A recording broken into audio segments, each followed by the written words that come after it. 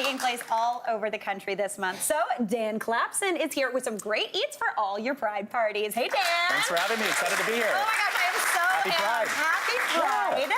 First off, loving the pins. Thank Fantastic. you. You know what? Represent, right? Yeah, I'm into it. I'm into it. I am very amped that you are here. You always bring the most delicious kind of chaos food. You know, I'm charming chaos, I think. Yeah.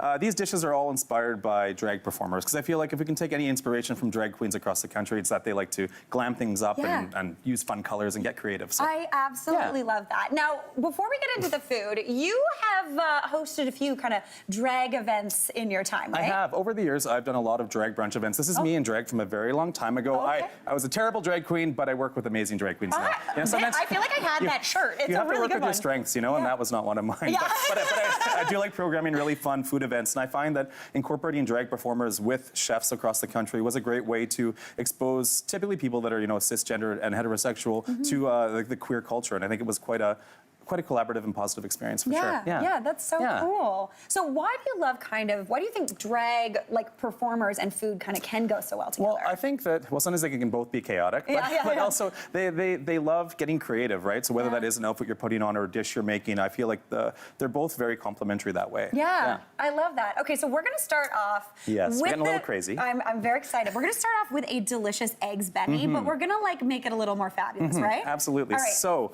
we are going to start by adding a bit of turmeric to the boiling water to poach our eggs. Oh. Now, I like the color this gives. It will give a little bit of extra flavor. Okay. And again, this is inspired by a series I used to do called Drags Benny. So again, just dragging up eggs Benny. It's kind of what we're doing here. Oh my gosh, that sounds wonderful. So you see like a beautiful golden color in the water already. Yeah. And this is going to give your eggs a really, really nice finished product, kind of golden hue. And is it gonna give like any flavor or just like a tinge? A teeny bit of flavor, but we're mostly going to get the color out of it. Okay, cool. You could also use beet juice if you wanted. I'd probably swap out about half the water for beet juice and get a similar kind of pink effect on the egg. Nice, I love that. A little bit scared here, so why don't we give it a little spin? I was gonna say, create a vortex. Okay, so you're a vortex man. I am. There's a million ways to poach eggs, so I mean, whatever works for you. Some people just drop it in still. That's what I do. Which is that's my chaos. I'm not gonna lie. One of the things I hate to do on TV is do this with eggs. Okay. So let's all need some good energy here. Yeah. Okay, in we go.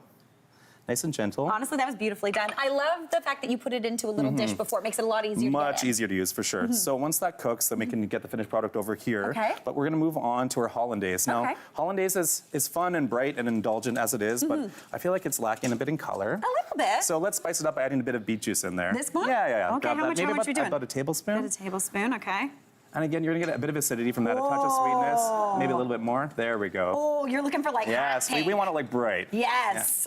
Oh my gosh, that's fun. That's beautiful, very fun. And again, it makes your hollandaise a little bit more interesting as well, right? So we're not being too crazy here. We're just starting to think outside of the box with ingredients you might already have at home in your fridge. I love that. And you're not adding like the food coloring, you're adding in natural colorings. Yes, absolutely. Absolutely beautiful. So that's great. So once everything's kind of done, the eggs are poached and beautiful and yellow, we get something that looks like this. Yes, which is really nice, I think. Yeah. So again, like the flavor is somewhat similar, but the color is so pronounced. Do you know what I love? You're getting that egg yolk color without having to break it open yet. Exactly, yeah. So like double the pleasure, I guess. Yeah. So we have a finished product halfway done here. Now, instead of using regular English muffins, we're using actually a large chunk of toasted French loaf or white loaf. So think of like using a Texas toast style, pardon me. Yeah. And I think of it as like a stage or a heel. A heel. So, we gotta get that lift. Yes, I love that. exactly. Amazing. So what we're gonna do is maybe I'll get you to grab the hollandaise. Okay, perfect. So we'll finish with that a little bit. I'm gonna pop a couple eggs on top of here. And again, we're going for height. Yeah.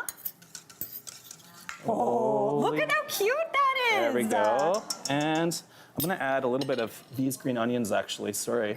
Nice. Steal from our hot dog display here. And like, let's call that the wig, okay? The wig, oh my gosh, there look we go. at her go. That is beautiful. I can finish with a little bit of that if you want, but that's extra. pretty I was much like, I feel like it looks so cute right now. Oh my gosh, Dan. But what about, what if you really want to jazz it up with something like this? Oh, edible glitter. Edible glitter, why not? You could add to the hollandaise if you had it in a container, but we're just gonna spritz her on top here. Just a little bit of shine. glitter right there we on go. top. Oh, I like that. We love that. That is very, very She good. is the moment. She is the moment. Yes. So she's the opener. She's Yes. doing her thing. I also, I'm not gonna lie, I love a good hot dog. And this hot dog This hot dog is amazing. It's different for sure. Yes. So again, this is a very So what's going on with this a very dragged up hot dog. Yeah. This is taking some inspiration from, there's a famous line called, the drag queens say, do you even know how to do the splits? Yeah. And Near Enough, who was on Canada's Drag Race from Calgary, one of my friends, she's famous for that. So I thought we'd split up some hot dogs and like climb them up. So we're not doing anything crazy here. Okay. I'm like distracting myself with all these goofy things I'm doing. No, I'm so, okay, so we now get we got the legs, you know? Okay, so we get a dog. Yes. Split it down, almost like, remember when Yeah, you we were save a about an kid? inch at the top. And you'd make the Like the octopus. The octopus. Yes, but here we're doing drag queen legs. But of okay? course, but of course. So we're gonna grill them as is, grill them Alright. how you like, toss them with a bit of oil if you want. Okay. We're doing veggie dogs. We can also do this easily with, Yes, with regular dogs. Exactly. Okay. So off we go. Off we There, go. go to the pan. Walk there them we go. over. We're strolling in. There you go. Nice little grill. Nice. Yeah.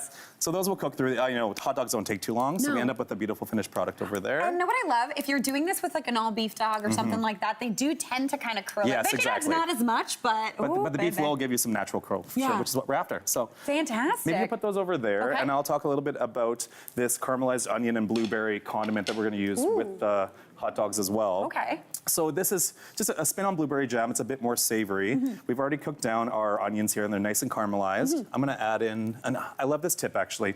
It's not quite berry season yet, so if you want Canadian-grown berries, you have to head to the freezer section. You will Yeah. not find them fresh. No, So- unless you're maybe going for strawberries, Absolutely. but just maybe. Yeah, absolutely. So, and again, good quality product is frozen. We're going to add those in there. About 2 cups. This recipe will be on the Good Stuff website. Nicely done, Dan. That was a good plug. Yeah. Yeah. I love it. A little bit of honey Beautiful. for added sweetness.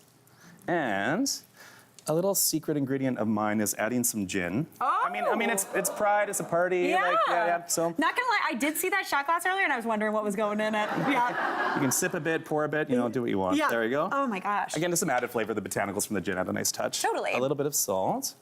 And last but not least, a touch of butter. Oh my gosh, this is the best. This is the best Oh, there we go. caramelized Get her onion in there. situation I've ever seen. So you just cook that down. It takes about maybe 20 minutes to get a nice, like a thick sauce. And then we move over here and finished product. You could beautiful. leave it chunky as is. I think it's better for a little hot dog display if we do blend it up.